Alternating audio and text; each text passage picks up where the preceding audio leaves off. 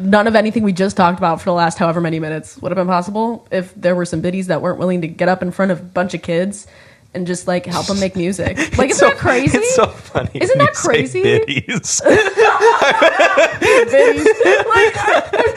Biddies. when we called earlier, I was like, you said that, and I was just like, that's so fun. That's so crazy because I don't know anybody else that says that.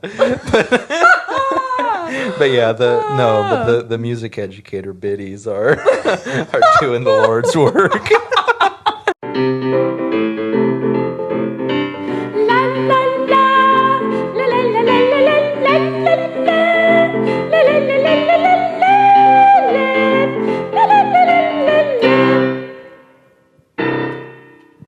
Welcome to Navigating the Break. My name's Cameron. And I'm Caden. You're like, and that was awful. No, it was good. It was good. Okay. Let's keep it. And that was fucking weird. I'm Caden Cole. And I'm Cameron. Like, what the fuck? Okay. That was Welcome back, guys. Episode 2. Yeah. Episode 2. Episode We have more to 2. talk about, lo and behold. Can I have a question for you? Yeah. I heard you had a busy weekend. Did anything particularly musically fulfilling occur to you within the last week? Yeah. Since the last time we kikied. So I tried to air fry some ravioli and burnt the crap out of it. Right, like, don't worry about it. Right. And I'm sure that was very fulfilling for you. Musically fulfilling. Yeah. Musically fulfilling. This weekend. Yeah. This weekend, what did I do? Did I sing at all Did this you? weekend? Or did you just have lifestyle? Oh, there was one thing that was musically fulfilling, but it wasn't performing. Okay. So everybody knows that my wife is like the best wedding painter of all time. She like paints. Check her she out like on goes TikTok. to the wedding. Yeah. Coley Rose Fine Art is Thank you. I was like, her do you know stuff on everything. She's yeah. insane. Literally go So look she at her. goes And hire her. Yeah. Crazy. Yeah. So she goes to the wedding and then she paints and the painting's done by the end of the ceremony. Anyways, so I went with her because she was painting a wedding at the same place that we got married. And there was a string quartet there. Oh. And you know me, I went up to them and I was like, "Hey, we're trying to put together a big old opera. I don't think we should say what it is yet, but we're trying to put together a big old opera in the middle of nowhere, Southern Illinois. Can I get your phone number?" And then they were like, "Here's the website." And I'm like, "Okay, well, I'll reach out through the website. But I don't think that." Well, shoot, I guess we'll see if we can afford you. Yeah, we probably can't afford them. But anyways, Coley and I's first dance was "Lover" by Taylor Swift. Shut up. That's so And they played that like before the wedding, so we were like there at the same place that we got married, and the string quartet was playing, and we just hugged, and I was like, yeah, it's really nice to have a musical experience where it's just so low key. I mean, people were like talking, you know, it was before the ceremony, so they were talking, and we were like. It's like there's the building, and then right outside the building is where the ceremony happened. So we were inside, and so it was like just us and the string quartet in this room, and we were just there like having a good time, like being with each other, and God, that's beautiful. and yeah, and it was so nice to have a musical experience. I'm like, oh wait, this is probably what like normal people have experiences with music, like where it's not. Like they hear a song and they remember. Yeah, the feeling. and it's not like stressful. It's not like, oh, I have to do this thing. It's like just enjoyment. Yeah. And that was something that was really fulfilling musically this week. Fucking awesome. Yeah, and I've been kind of not singing a whole lot recently. Good. Take Just, a break. Yeah. Take a break. Yeah, it's like the body is. What is that thing? The brain is pulling the body along. Oh yeah. But the spirit is willing, but the body is weak, but the spirit is willing, or something like that. You said I may have deconstructed. However. Oh well. However. Yeah. Oh. But God. anyways, yeah. That's real. That's awesome. Yeah. So Cameron, did you have any experiences this weekend or this past week that were musically fulfilling? Yeah, actually, low key. And I'm out of school, so like I don't constantly have the whip being cracked on me to eternally be. I'm so serious of eternally pumping out new pieces of rep. Like I basically just have my package, have it ready to go when I need to. But I'm kind of done with my auditions, you guys. Like audition season's kind of like slowed down a little bit, which is kind of nice in my opinion. It feels really good. Yeah, just and kinda stick around and we can talk. We'll talk about that in another episode. Trust. And we can talk about how I canceled 90% of my auditions for the year. 90's exaggerating. We'll talk. It's not. It's not. Yeah. Anyways. But yeah, like that's just kind of been on pause for a little bit until MetComp. That's coming in early January. And then for him, February? Yep. Okay. Yay. We could probably do a whole thing on the MetComp. Yeah. But anyways, I've got a little bit of time, so I'll just kind of like go in for coachings on that probably during December. They offer coachings for some at Music on Site. So I might get the chance to coach some rep there. Anyways, it's just like I have had time and space to kind of think of what I want to be doing and what's like fun for me musically. I've just been in lessons. I had a really good lesson last week with my teacher, and that was really nice. And they've like kind of noticed the progress I've been making. That's great. Yeah. That's great. I love my teacher. An online lesson, Zoom lesson. Bryce McClendon. She's Nice. a baddie. You can find her on Instagram. But it's just been like good, and singing is feeling a lot easier in a way that was never attainable for me in grad school. So I've just kind of been relishing in that. And so I would say like my most like fulfilling like musical moment was just getting to sing Sure on This Shining Night in this freaking room and posting it on TikTok and saying, hey. And it was like night. Yeah, the TikTok was cool. It was like nighttime and it was fun. yeah. I How like often do you making get to it fun. sing at nighttime? Like Right. Like it alone, you know, by yourself at nighttime, Knowing and no not have one's to worry hearing. about people. And yeah, in your own home. It's a privilege. So I enjoyed that. And people, honestly, there were even some people that were like, oh, I took a break from TikTok and I just came back to this. And shout out to Casey. Casey's a good friend of mine. I met her on TikTok and she was like, I took a break from TikTok and it was so nice to come back and see this. And I was like, yeah, that's why I do this. That's so nice. So that was fun. And I like posting on TikTok. Cameron Be Singing.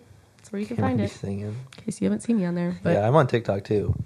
sure is. What's your username? 888 followers and dropping. Kinda What is my? What's your username? I don't know. I need Is it- to. I need to it- look. I At feel it. like It's like it's my Caden- name, Caden but I think Cole with an extra underscore. E or something. Yeah, it's like probably. something goofy. Something a little silly. Yeah, I don't know. That's fine.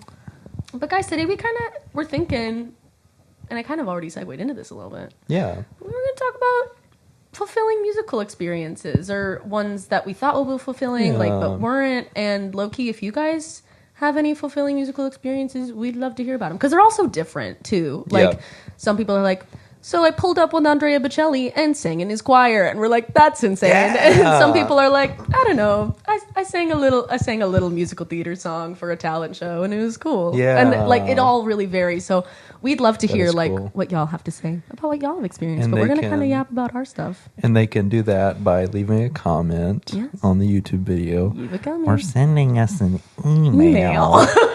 What is our at, email? Navigating the break at gmail.com. Yeah. .com. Navigating the break at gmail.com. When he's a baritone, right? Gmail.com. Right. That's funny. Well, I was on the radio for a while. Cadence radio. That's like its own I thing. wasn't good at it though. Like I hadn't really learned how to like talk to a microphone. Okay. So I was like nervous all the time. I would like introduce the songs and I would be like, that was blah blah blah. And this is blah blah blah radio station. Stick around for blah blah blah blah blah blah blah. You got the Here hook for it? comes blah blah blah blah blah blah. And then it would be like, and then it would be like, you know, and then it would be like train or something. Hey, so. Yeah. That's beautiful. Yeah, I was on right before Delilah. Was that fulfilling? You know, yeah, it was. It was, I don't know. There was like, this was in high school. So this was like before I was even, I mean, I was doing music stuff in high school, but yeah. So it was, you know, I thought that being a DJ on the radio would be very fulfilling. Mm-hmm. And it was fun. It was fun. I enjoyed it. I still don't think I was very good at it, but it was fun. Whatever. But what was really fulfilling was whenever I was a reporter for the same radio station. That's right. Shoot. And specifically like doing live events, like being on the ground, you know, at the whatever community family day in the park. And it's like, cute. Yeah. And I remember I did an interview with this guy that was dressed up as Batman. Live on air. No, like obviously. Live on air. No, like and, obviously. I was like, so I see you've got a snow cone. How is that? What's your favorite? What kind of flavor? What flavor did you get? he's like, strawberry. King. And I asked him if he was like taking applications for robins. Because this is a real like little Caden lore. Is I was such a big Batman fan. I mean, I still am. You know, as most of us are. Yeah. But I was like, you know, what do you want to be when you grow up? It's like, well, I want to be Robin. It wasn't that I wanted to be Batman because Batman is Bruce Wayne, but Robins get killed all the time. You can jump in at any moment. I know, and that was literally my train of thought. Like, and that's when you learned what a cover was. Yeah, no, and Robin I mean, cover? that's so morbid. But I was literally yeah, I mean, the spot opens for that all the time. They're always hiring. And I think I asked him that, and I was like, so a degree in music won't do it? And he laughed and was like, no, that won't. That's awesome. But anyways, yeah. That's so cool. what were we talking about? I just asked you if radio was fulfilling, but I'd love to know if you had any like musical experiences early on. Do we want to talk early, or like we could do any kind of like? Yeah. What comes to mind when you think of like most fulfilling musical experience you've had?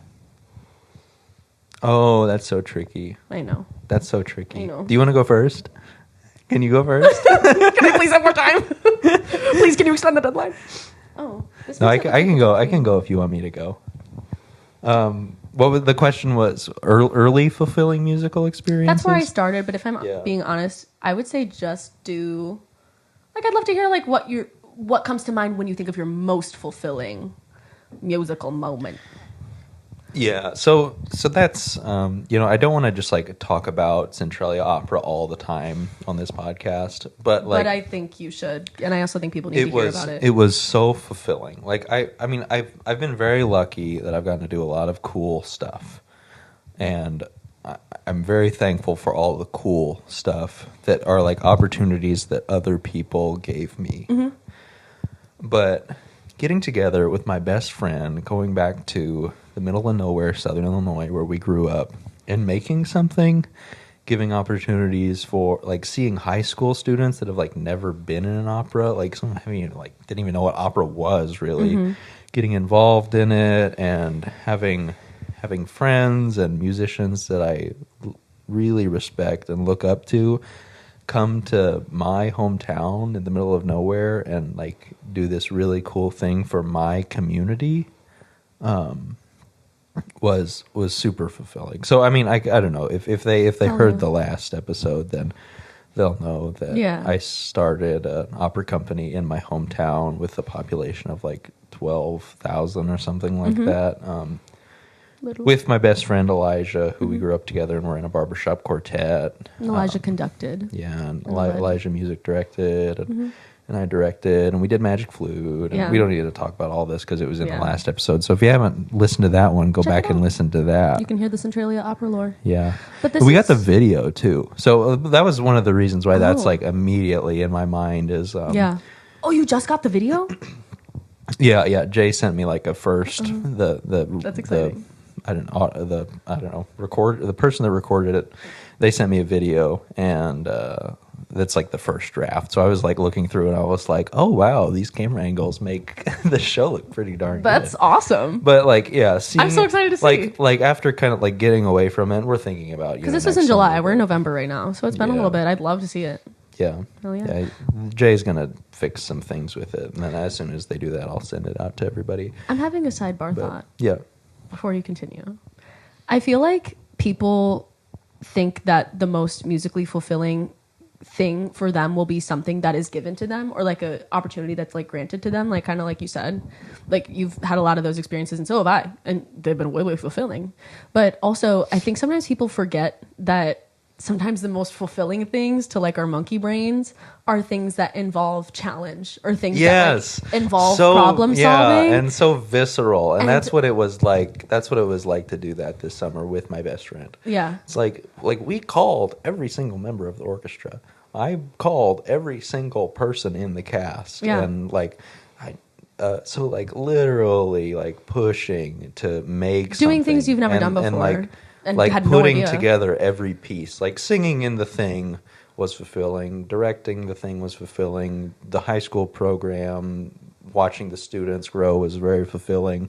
But it was like putting together piece by piece, and then then it's scary because then it becomes bigger than you are, and everyone in your town is like scary. perceiving that you've put something together. Right. That's giving back, but also they're like, entertain us. You know what I mean? And it's like, whoa. Yeah. And you also had to think of each next step of what needs to get done. It's like, okay, well, now we need to find orchestra members. Okay, well, now we need to get all of these students assigned to teachers. And these teachers need the score. And these scores need translations. Let's like write a translation on top. Yep.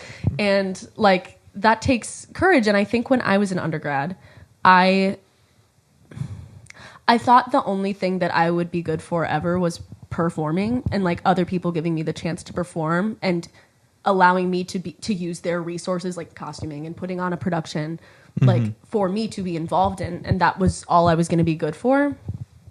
I didn't even consider like putting on your own stuff and like doing your own things. Yep. Like, yes, like your performing qualities and like you being a good performer is like a valuable asset to someone, but like you can also create your own, like you have more values and strengths than you even give yourself credit for. And like suddenly Caden's inspiring me to think of my own things to do, like in terms of and putting you've got on great things. ideas, and I'm excited for those to we'll talk happen. about them. But yeah, like I'm like, I don't have to just constantly outsource my value as a performer to other companies. Like that's a great option. Like they have wonderful resources to use to go like portray different characters and like do your art. But also you can just pull up and do your own art. It doesn't even have to be the standard way you've always thought about it. Like time for me to put on a recital. It doesn't have to be that either. And it's tricky because what you did was a massive undertaking. You don't have to do that first. And people like I mean, there's the whole thing of what do you call them? Like ego companies or what, or that's not the thing. No. I don't know. What's the word? Oh my goodness. What's the word that's like you fulfilling your own desires and stuff like that. I don't know. It's like the company that puts on Carmen that's directed by the mezzo that's playing like, Carmen. Yes, I feel like that has a stigma. Yeah, and it does, because there is some, and it does. Yeah. To oh my goodness, the name that I've heard of for that is totally gone. Now I know what you mean by ego company of like, this person like never got to do. They never got to do Carmen for like a real company, so now they're like putting on their own production of it, and they're like kind of shitting on whoever that is. And for me, I'm like, that might be what that is. Yeah. And that's like we're not stupid. We're able to clock it. Sometimes it's like, hey, and are you treating your people well? Also, are you being a good director and are you being a good performer? Like, what's going on there? But, and it's like, so getting over the stigma of I'm going to put on my own thing. Yeah. So for me, I mean, there was a little bit of that. Like there was I'm not going to deny. We looked it up. Vanity companies. Yes. But where it comes from an egoic place. Yeah. Almost. And I'll be totally honest. Like there's a little bit of that. Like I've always wanted to do Papageno in the Magic Flute. Slay. But also like I've always wanted to see my best friend that's a great conductor and a great music director, just a great musician, conduct a full opera. I've always wanted to, or not all, I mean, the thought of doing an opera in my hometown for my hometown was so much. And then like giving opportunities to do something fun to like you and other singers that I respect a lot and I had a lot of fun. Like so it was a safe space for us to be able to do it, but also like you're being like humble. Like the students that got to be in the production team, that meant a lot to them.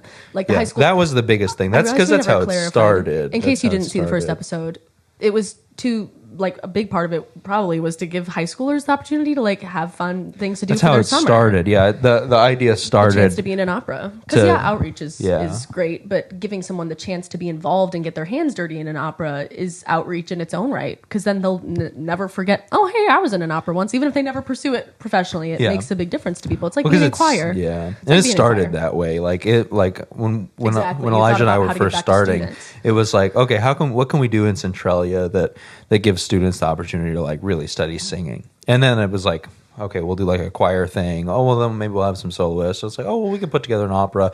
And then it became that. Which, like, all this to say, I know you said like, oh, there's some ego in it, but like, it's automatically not egoic if ultimately the reason and the driving force for you to have started this was like, let me give something back to students or my hometown or whatever. Yeah, but that was if you're just there to provide value, was fulfilling about it. That's you know, huge. like that was what was very fulfilling. Yeah. Not the directing, not the singing, but the putting together and seeing other people come together too and enjoy it. But that's like for me, definitely the most fulfilling musical thing that I've done. Hell yeah. Yeah. That's freaking awesome. Yeah. Well, then what was one of your earlier ones? I'm going to ask you, what was one of your earlier ones? I feel like I've been talking too much. No, I'm asking you questions. My earlier musically fulfilling thing. I always liked the little musical, because we went through our whole like background of like everything we did in the first episode. Like, so if you want to know our musical backgrounds and how we got into music, that's kind of that. But like, honestly, in terms of like an early fulfilling experience, I really loved my early choral experiences, which like I didn't join choir till I was 16. And something clicked when I started. Like, I remember I started junior year of high school and we did this piece called Autumn, and by Kevin I know the last name is Memley. I think his first name's Kevin. I'm going to have to go look. Shout out. You are a wonderful composer. I remember I had a solo for that piece and I was like, I just got here. Like, what am I doing?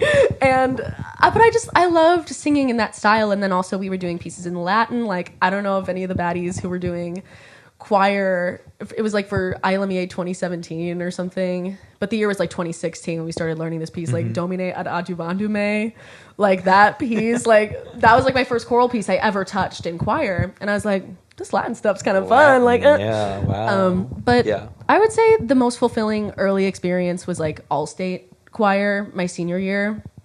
Like, oh, I was in all-state, blah, blah, blah. But like, like whatever. But I didn't make it into all-state in high school. Really? Isn't that funny? It's so I love funny. that for you. I love being able to tell my like high school and junior high students that, because they're like, what, Mr. Cole? You know, I'm like, but you're so good. Well, it was I mean I like learned stuff wrong, and I was not good at learning music in the beginning. So that audition was definitely the worst that I've ever sung. And it's so stressful. No, I have a solo ensemble that was worse than that. When I sang alto in a sextet, an all male sextet. There's a video of that out there. Great. Yeah, and I will be looking for that later. Like, I don't even know how I did. I was like singing two notes at once. You were throat singing in the alto section. I was like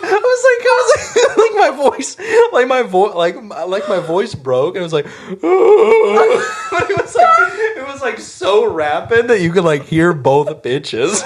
You can watch your larynx like flip. It's so funny. That's crazy. I will be looking that up. Elijah was in that too. He was the bass.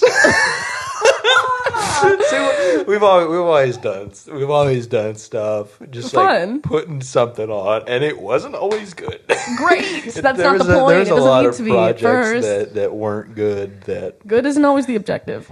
Yeah. Better to have done something and have it be mid than for it to have not happened at all. Let's start there. So anyways, but you were just talking about your all-state experience. I just loved all-state. I remember like I was really craving, like I loved my high school choir, and we like low-key slayed for a high school choir, and I remember being like, oh, we like ate that piece, like whatever. like whatever. But I remember being like, oh, like I really want to be surrounded by like other musicians that are like I'm locked in and I know how to sing this vowel and I know how to navigate my top and Yeah. whatever. I just like really wanted that.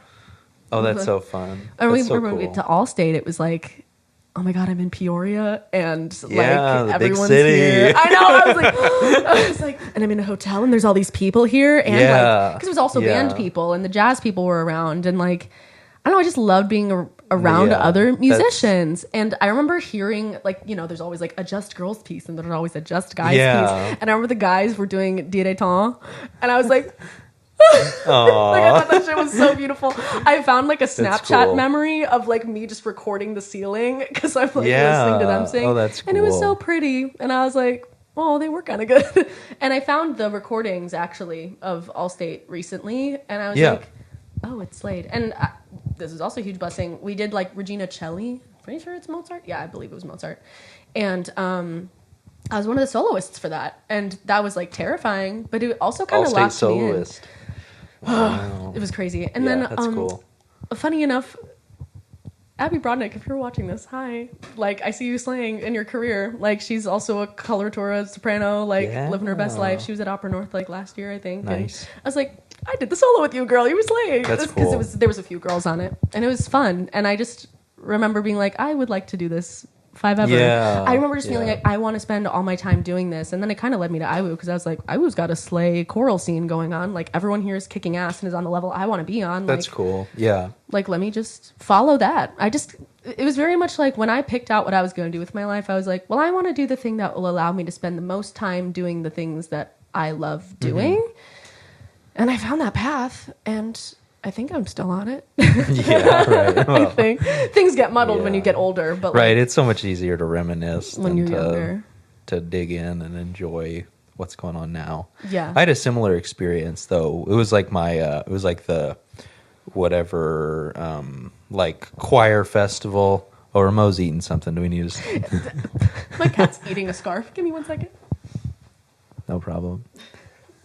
No, like no problem. But anyways, it wasn't Allstate, but it was like a district choir. I don't know if it was the districts low key a district choir. Were so fun. But it was like Centralia and all the surrounding high schools and stuff. Yeah.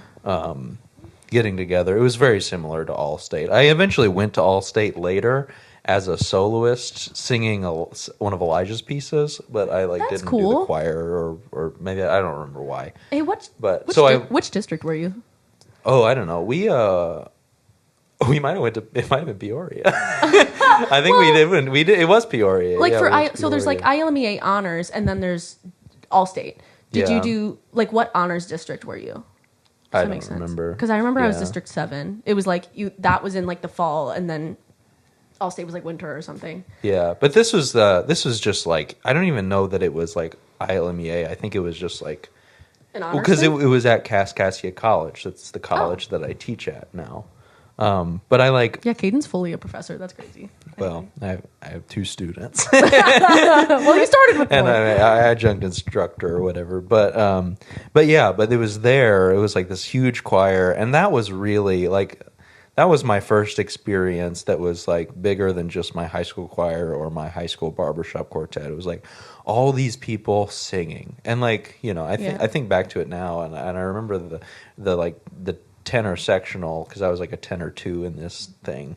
He was like talking about how cool opera was. I was like, that's interesting. maybe I'll watch an opera sometime. Yeah. But anyways. So that was so cool seeing everybody. And then whenever I went back to Kaskaskia College to like interview and they showed me the place. I'm like, yeah, I know this place. I sang in community choir here. I did this choir festival. And you were telling me that was kind of bringing you back, and you were like standing on the stage and thinking like that was one of those like full circle fulfilling moments. It's like I sort of discovered that like music is so much bigger than just like me and the guys like pushing it out, which was what we were doing, and that was fulfilling in itself, but that I was becoming part of a larger community. Yeah. And then coming back and being alone on that stage, like to do this job and to continue and to give to give that to the next generation felt very fulfilling. Like, not to be corny boots, but shout out to music educators. Yeah. Like, yeah. None of anything we just talked about for the last however many minutes would have been possible if there were some biddies that weren't willing to get up in front of a bunch of kids and just like help them make music. Like, isn't that crazy? It's so funny. Isn't that crazy? Biddies. Biddies. when we called earlier, I was like, you said that, and I was just like, that's so fun. That's so crazy because I don't know anybody else that says that.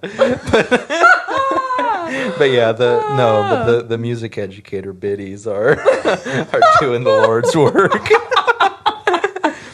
They really are. It's so discounting. But. I know. No, it's true. All of them. Anyone who's decided to devote their life to that, it's like, you guys are real as hell. Yeah. And you're giving so much more overworked. than you'll ever. Yeah. No, that's the biggest thing I learned from getting my music ed degree and my time actually in the public school is like, yeah, you know, these people are overworked and like you have to pick an Elsa for your Frozen Junior at the junior high. It matters deeply. And that's the thing. You pick the Elsa, you think, okay, I don't know, it could be any of these 4 girls. Let's go with this one. Yep. And then the mothers and fathers of the other 3 Elsas are like, yeah. And it's like, I mean, there's so many situations that public school music, all public school teachers are put in, but especially in the arts, that are just like lose situations. It's like weekly at least lose situations, and the people that can push through that are just like so strong and so interesting. It's insane. You know? I actually have a question for you. Yeah. What experience, like what kind of musical experiences have you had that like you thought were gonna like slay, you thought were gonna eat down, and then weren't as like fun, or like there was something off about it that made it like not as fulfilling as like you thought it would be, you know? Oh, has that been a thing for you ever? Keep it real. We said we'd keep it real here. Grad school. Well, but specifically, like I was talking to Coley about this, and I recognize that I have the problem that's like, my mindset a lot of the time is once I get to this point, once I finish this project, once I complete this thing, things will be better. And I've noticed that that's like a pattern that I'm trying to be more mindful of. So I'm not like, oh my God, once I finish Marriage of Figaro, I'll be good or whatever. Mm-hmm. But I specifically remember like the point where I sort of the split in the road. Like I love the poem, the road less traveled. Love that one. I mean, like, and I like it because it's like, and with a sigh, I took the road less traveled. I interpret that poem as like, well, I don't know, I might as well pick one, more than like I did the hard thing. It's like, and with a sigh, I took the road less traveled. It's like, maybe I think of that like, well, I may as well do something that's a little bit more interesting. Yeah. But the point that I came to toward the end of my undergrad, during my student teaching and stuff like that, it was like, this is like such baritone privilege also. What? But I'm going to get a full ride to grad school. Love that shit. Or might as well I'm going to stop and like try to become a realtor or a lawyer or something like that. Real so. And I was like, I'll feel fulfilled if I check that box of going to grad school for free. Mm-hmm. And then I did, and then I get to grad school, and it's like so many challenges, so many things that are fulfilling, but also I say this about my undergrad, not about my current institution. I got a degree in music education with a concentration in bending over and taking it. I haven't heard you say that before. You haven't heard me say, yeah. But anyway, but that's it. It's like so many things. That's real. That just make it like. Ain't that just the way though? Yeah, and that's like, what it is. Do you get post show depression? I know you get post show. We've been there. We've been there. Trust. Yeah. No, I do absolutely. like bad. Yeah, and the most recent show that I did had none. It was nice. Listen. Well, it was like it was such a stressful experience for so Yeah. many ways that I'm not going to get into. Yeah. But once I finished, I was like, you know what? But I feel like a lot of people have had that experience. I'm fulfilled that it's done. And that's I the don't fulfilling look. I part don't about look it. at it that I like. Yeah. I did an okay job. I think like I'm satisfied with the performance or whatever. But really, like I'm fulfilled that it's done and it's Yep. not taking up my time anymore. Yep. And I'm thankful for it. But That's real. It's like it's real. It's real. Exactly. Yeah. And You got to throw it. and there's a lot of things like that that are like, once I do this, then things will be better, and then you do it, and it's like, oh crap, it's not better. Yeah. Yeah. It's So, hard. but that's like the most obvious one that comes to mind for me. Yeah. So for you, what are some musical experiences that you have had that you thought would be fulfilling but turned out not to be? Once again, it comes back to grad school. That's funny. So, yes. Low-key. So something I've always enjoyed is like recital programming. Like I always have liked that. In fact, I used to be like way too obsessive about it. I used to be like, it has to have a theme. What is this theme? Yeah. Like, I know those biddies. Am I allowed to say it? oh, you can say it. I don't It's think fine. I'm allowed those to. biddies. No, you can. I'll give you your biddy card here. That's awful. Okay, It feels like I should. I'm not going to say it anymore. That felt bad. No, it was not bad. You're fine. You're fine. Help. Anyway, so your recital programming. Yes. My recital programming. I've always. I'm sorry. Like, no, Yeah. yeah. Yeah. I'm trying. I'm sorry. I'm trying to So your reflect myself. recital programming, you were thinking it has to have a theme. I've always been that way. Like I remember like junior year, please. It was COVID times. So I'm like only seeing my teacher online, like whatever. Oh yeah. And I'm like asking. Was that your second year of? That was your third year? Third year, yeah. Junior year. Wow. Well, That's like the worst time, I think. It was the worst. The shutdown happened spring of my sophomore year. We did online class for the rest of that year. And then junior year, everyone went back, but Yeah. I decided to stay home out of caution, but then Sure. also like Yeah. Philip was in town too. So I was like, if I could do school That's and still nice. be around Yeah. Philip, like, slay. Yeah, that's nice. Yeah, it was good. We should talk about COVID. I think it's so interesting. It that is time period. Yeah, and But- I like to hear other people's stuff about that too. I think that could be really fun to talk about. Yeah. Well, not fun. Lots of processing to do. Yeah, sure. But it would be good. But yeah, I actually had a male voice teacher for my time in undergrad, but I had like a brief interim while he was on sabbatical for a semester. It was also like during COVID times, so she was like trying to guide me, and she was like, so you don't like need a theme. Like I was like fixating. I'm Yeah, like, how do I yeah. make all the rep I've ever learned like have a through line? But at the end of the day, your junior recital is like, here's everything I've learned. Here's all my rep I've ever done. Yeah. And I didn't understand that for some reason. I was like, no, it has to have a message. But when it comes to like, What was it?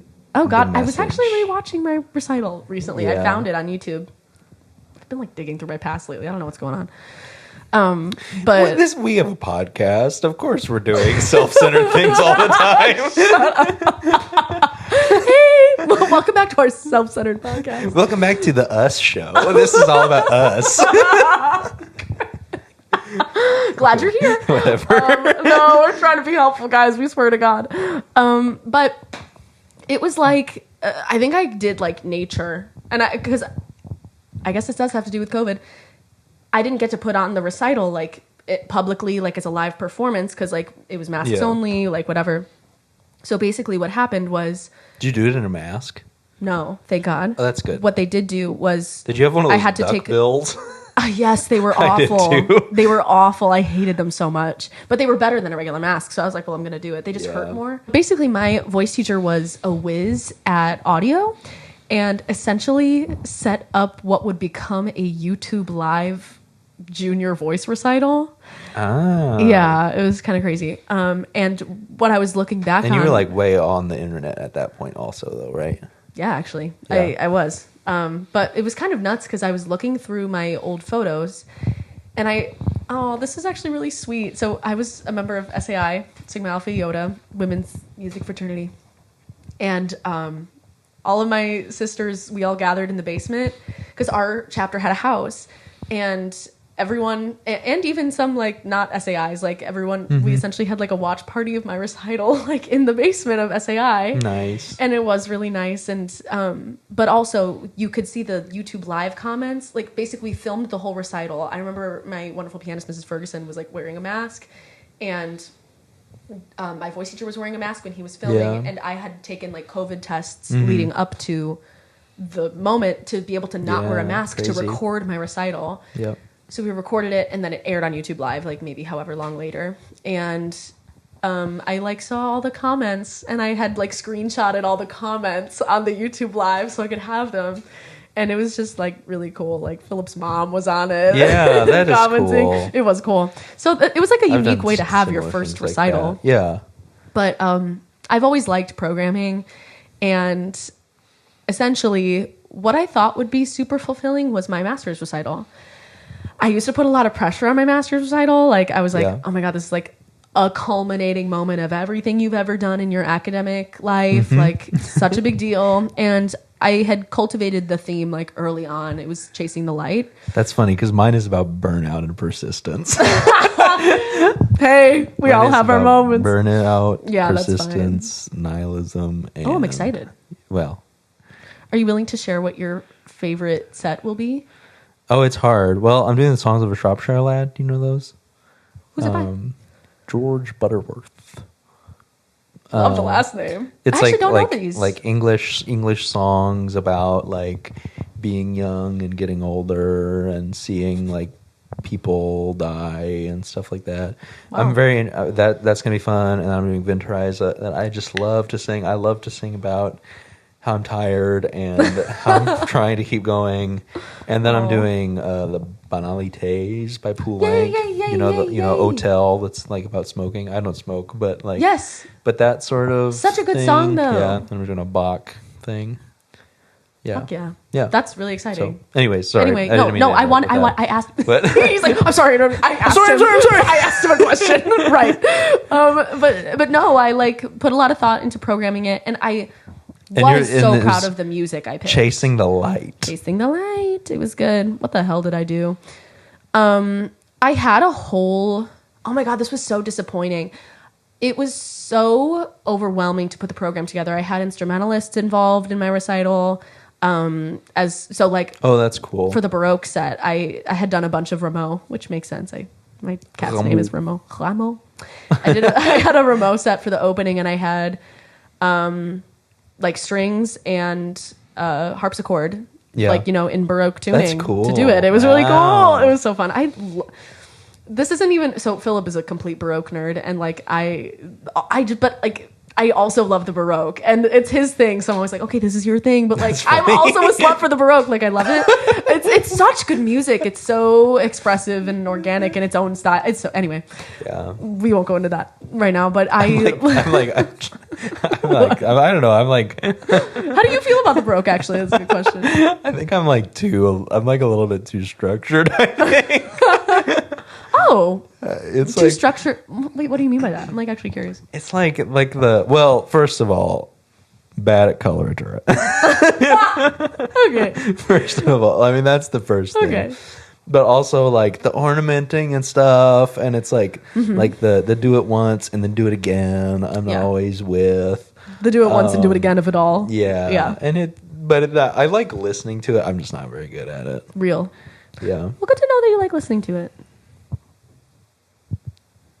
I'll talk about that another day. Yeah. Okay. I have some new ideas on programming and things.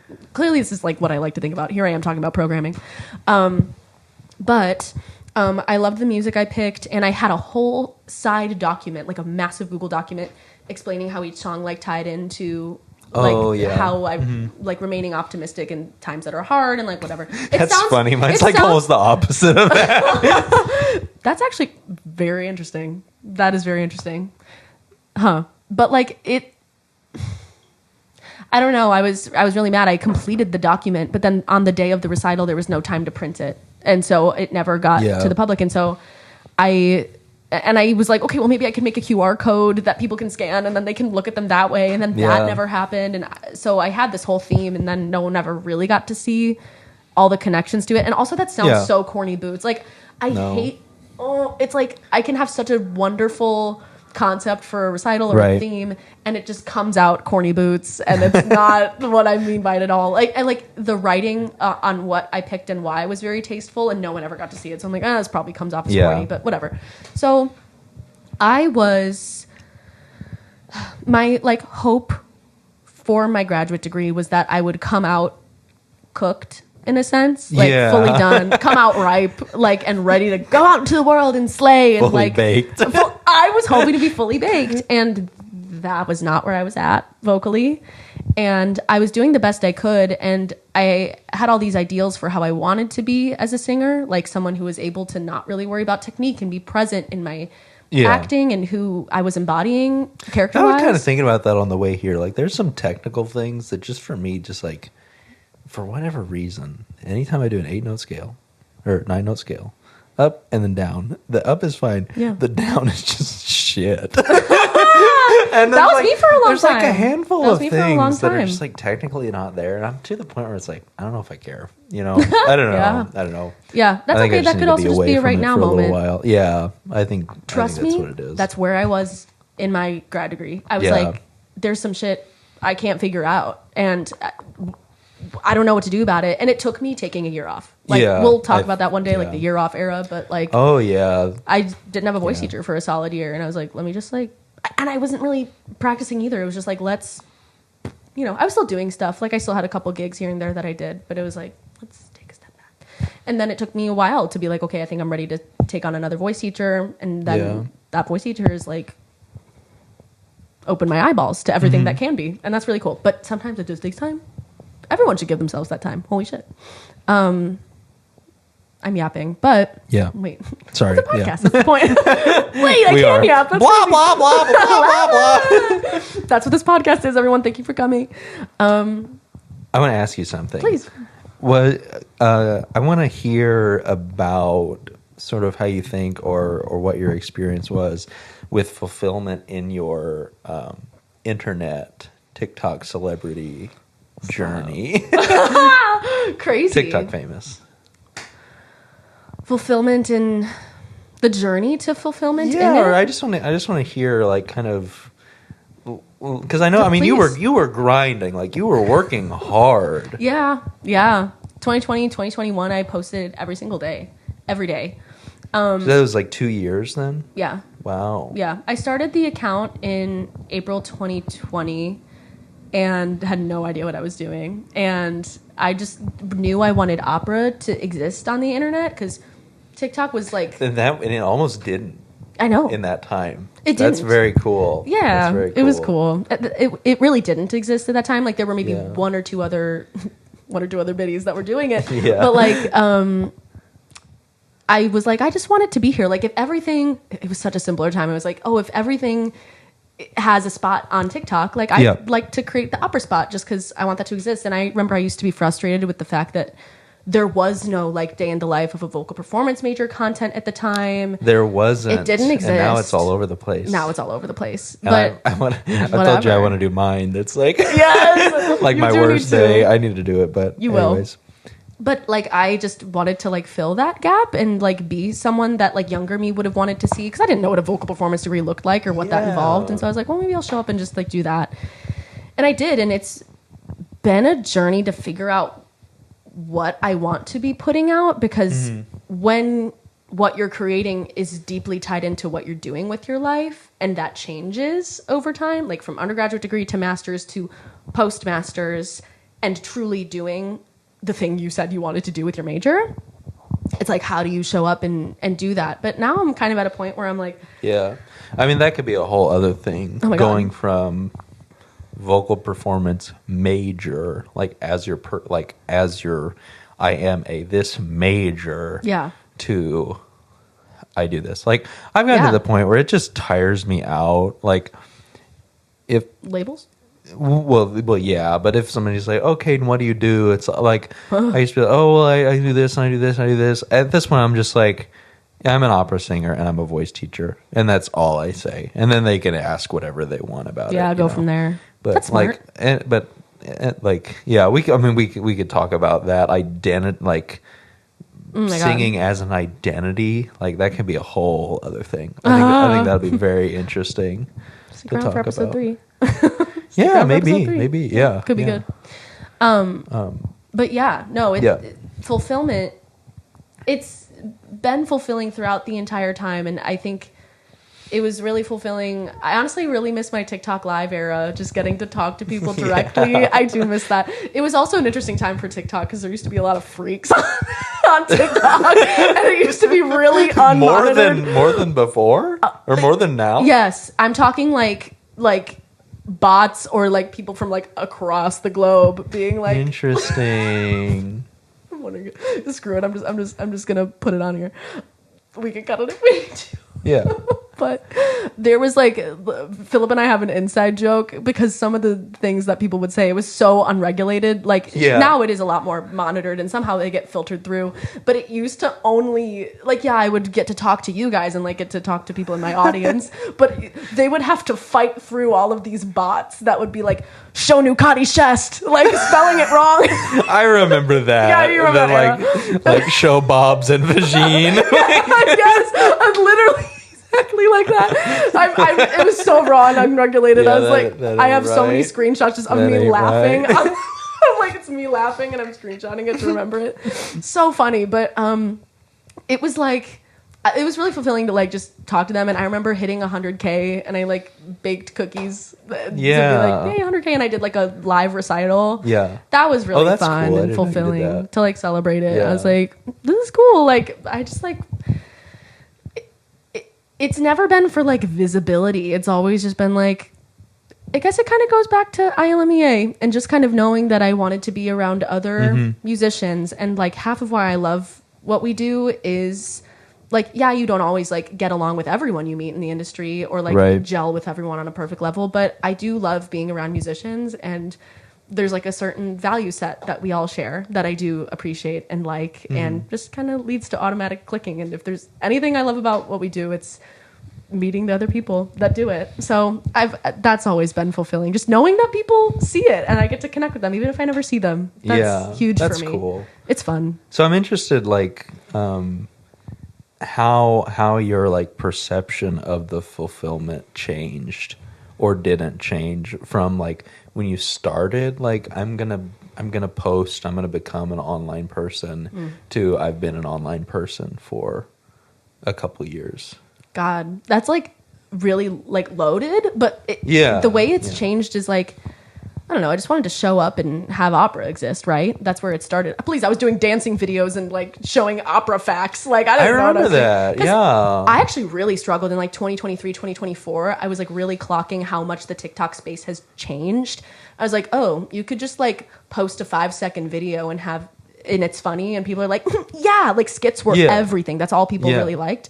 And then all the towels on heads and stuff like that. Yes, I remember. And that kind of content made a lot of sense for me, and I was able to crank that out every day. And I was like, I like making this content. Like people get it and they think it's funny, and like I can produce it. But then when the desire set changed to like only day in the lives, I was like, I don't know if that clicks with what I like to do. You can do one of those, and it's interesting, and then exactly. So I was like, well, now what? Like, what do people like want? But I've never been one to be like, guys, what do you want to see? Like, I don't like, it's my job to figure out what people want to see and what people enjoy. So now, unless you have something that you want to see right now, send us an. Can I get your email? Can I get your email? Can I get your Send us an email. Send us an email. Yeah. Or leave a comment. Yeah, leave a comment. navigatingthebreak@gmail.com. Please. But yeah, it's the way it's changed is, this is Ramo, guys. I don't know if you can see him. You want to say hi? This is Rameau, Jean-Philippe Rameau. You have anything to say? He's like, no, I'd like to go down. Thank you. Thank you. I wish I knew any Rameau things. I was going to start singing or something when you put the mic up to his mouth, but I don't know anything that Rameau's written. Perfect. Oh, he's got one of his toys. He's having the time of his life. Have fun. See you later.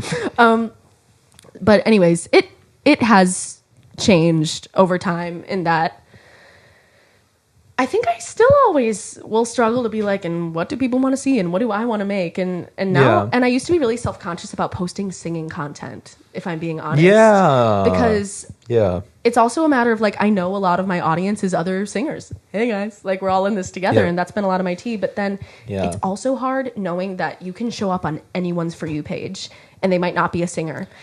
It's always been a journey of like grappling with, I have people who like do know who I am, and then I have people who have never seen an opera singer in their life, or like it's like, oh, what can I post that the singers will like? Because like I don't know, like I love seeing other people sing from time to time, but then it's that the singers aren't always consuming singing content. How does that feel for you when people come up to you and are like, "I recognize you from TikTok"? Like, is that like a good? That's a good thing. Like, I sometimes people seem like nervous, like not that it's me, but it's like nervous that I'll be creeped out, and like I'm not. Like, just come say hi. I'd love to talk to you. I love talking to singers. It's happened at Lyric. It's happened at like I remember I saw like a Joyce Stevens with Mason Kurtz, right? Yes, Mason. I wonder if Mason will watch I love this. meeting people. If half my tea is like I just cool. like to meet y'all, Cool guy. Please. I love Mason. Mason's so sweet. But yeah, like I just love to meet y'all. Like please, like what the hell? So it's an ever-going relationship. I'll always keep it real. But like, that's really cool. I love y'all, and the fulfilling with the connection and the support and the creation of the community. Yeah, you know, just showing it's up kind of in both of our things, in both of what we've talked about. Yeah, absolutely. And this too, and this is that too, trying to create community, and that's what we're doing. But to answer your like beginning question, the way in which ultimately the answer to your question is like my grad recital. Like, I was really proud of the music, and I was really happy with the programming of it, but I loved the program so much that I was like, Cameron, you need to be so locked into characters, and you need to be like so vocally free. I had all these expectations on myself of what I wanted it to be vocally. Yeah. And I just wasn't in a technical place to like do all of it. And I remember like all of this build up, and it felt like my life couldn't continue until this recital was done. It was like the worst feeling for like the months leading up to it. I don't know what it was. And I think it was all this expectation and pressure I was putting on myself for it to be wonderful. Because I also had a lot of my old role models were coming to this recital. Like my high school choir teacher was there. Yeah. And the choreographer of our musicals were there. And like that like meant so much. And like it was going to be a big shebang because I knew it was a big shebang in my heart. So I had everyone there. And I remember I was like blacking out with like nerves beforehand. And I went out there and I did my best. And I think I am proud of myself, and I did feel fulfilled in that it was like the best I could have done in that moment with the tools that I had. And I was as in character as I could be, and it was the most vocally free I could be. But like, I regret having so many expectations placed on myself to make it not as enjoyable. And also, like, you blink and it's over. And then it's like, well, now what? Like, that's just over, and now I go on with the rest of my life. So I think I thought it would be so fulfilling to put on, and it was in some ways, but in other ways I was like, dang. And I think it also does reflect a little bit my feelings about grad school as well. Yeah. So we'll have a whole talk about grad school. Yeah. And should you go to grad school? Should we have all gone to grad school? Yeah. Did we need grad school? That's its own. Yeah. That's its own thing. I like that one. I like that. I got a lot of thoughts about that. Oh yeah. But essentially, not everything is fulfilling. But even if it's not fulfilling, there's still things about it that are fulfilling. Yeah. So the thing you said would like, oh, the most fulfilling part about it was that it was done. And I survived it. You essentially did learn something on like, this is how it feels to get through a show that I'm not like, or like obsessed about, you know? And it was sort of fulfilling in the way that's like, okay, I know what it feels like to get through a show and come out of the other side basically Yes. wounded by it. Yeah. Like I was like, That's tea. I came out of the other side and I seriously felt I was like this really damaged my relationship with opera and singing, and now I'm like That's feeling real. through that and doing this and like really thinking hard about what's the next step. That has been fulfilling to say, you know what, these things that so many other people put so much weight on, I'm going to take a step back. That feels good, and that Good. feels fulfilling to kind of resist that. Lean into what works for And you. Yeah. Absolutely. Resist and lean and Resist. yeah. Anyway, we'd love to hear about Dodge your guys' and counter. unfulfilling stuff. Dodge and count. Yeah. Let us know about your unfulfilling things, your fulfilling things. We want to hear all of it. We would love to hear it. Leave a comment, please. Yeah, We or would if you have love to something hear. that you want us to talk about, or Always if you're open to like, feedback. I had this horrible thing happen with this person, Yeah. and just let us know which Fully names trash on someone. Yeah. No, don't do that. Yeah, do it. Well, and do it. and if you want us to, But if you want to remain anonymous, yeah, we can do anonymous. make a and we burner can- account. Like, I don't know. Yeah, For real though, like maybe we should get going with some calls. If we Yeah. have a phone Everybody- number, we're gonna put it right here. It's not gonna be here. It's gonna be like somewhere up there. That's funny. Like there it is. Call it, leave a voicemail or a memo or however we have it set up. Like follow the instructions, I guess. I don't know. We'll leave We'll something figure that there. out. But yeah. Yeah. Literally, we'd love to hear from you, and we're just glad to be here chatting it Yeah. up with y'all. So Everybody loved the first episode so much, Right. so Yeah, and we totally know how much everyone loved it. It's not 'Cause out it's yet. totally posted. We don't know anything about what anyone it's said. too busy burning raviolis to post it. And that's okay. No one has to know. It's all right. We're consistent from here on out because we haven't posted yet. That's right. Anyways, but we love y'all. We'll talk to you soon. Yeah. Bye. Bye.